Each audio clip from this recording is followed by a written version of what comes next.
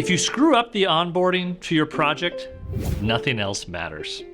I'm John Meyer, and I'm going to tell you today about why onboarding for your clients is one of the most important things you can do. What am I talking about? I'm talking about everything that happens after a client says, yes, let's work with you, and before you start. We spend so much time on getting the projects, making the deal, closing the deal, getting the proposal, and then of course the bulk of the work, doing and delivering your product or service. But that in-between time of onboarding is so crucial. This is when you can put up your service on a silver platter and really define the experience that your customer and client are going to have. So I want to tell you today about what I call the READY framework to nail your onboarding for your next project. Number one, resources. What are the resources you could build, pre-package, and reuse that you could provide to your client or customer before you get started? Think of like a checklist to get ready for your video shoot. Imagine a Loom video where you walk through the process, even a glossary where you discuss different terms that you'll be using. What are things you can build once and share twice with your customers? These are resources that will help make the experience for them more valuable. Second, expectations. All right, so we're making an infographic. You signed the proposal, looks like it's a $5,000 project. We're also going to include 2 pieces of micro content and the working files. And we're starting today, and the deadline is 4 weeks from today on December 15th. Whatever the expectations are, whatever was agreed upon, lay it out on the table and walk through everything so that you, vendor, and them, client, are all on the same page. What's often missed in onboarding is the person who said yes or the person who signed the proposal isn't the person on the call. Or somebody new shows up, or all of a sudden said, wait, we're spending how much? When expectations are misaligned, that's where feelings get hurt.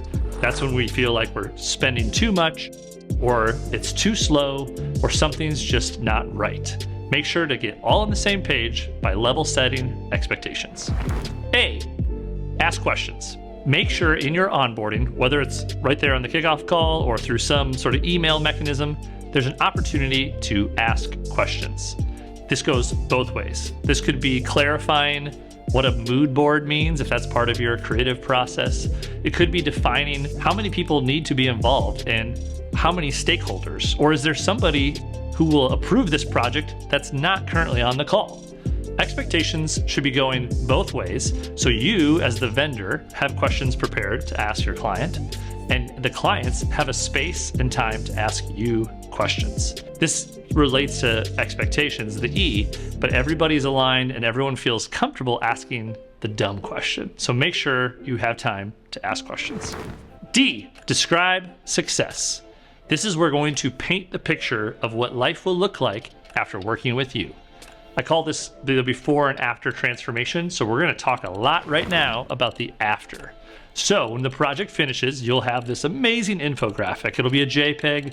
We'll have 2 pieces of micro content as well as the working files. And what you're going to do with this infographic is you're going to put it on your website, and it's going to lead to more traffic, and more people will download your guide, which will lead to increased sales. You're going to repeat everything they told you way back in the proposal phase. You're going to paint this picture of what success looks like working with you. So we all seen the vision. We all are aligned in our expectations. We've already asked our questions, and now we know where we're headed. As the vendor, we've reinforced their decision. We've told them why it's such a great idea to hire us and how together we're going to achieve their goals. Describe success and paint it very clear. Lastly, why? You drive. Everything in the READY framework is setting you up to drive the project, to drive the relationship.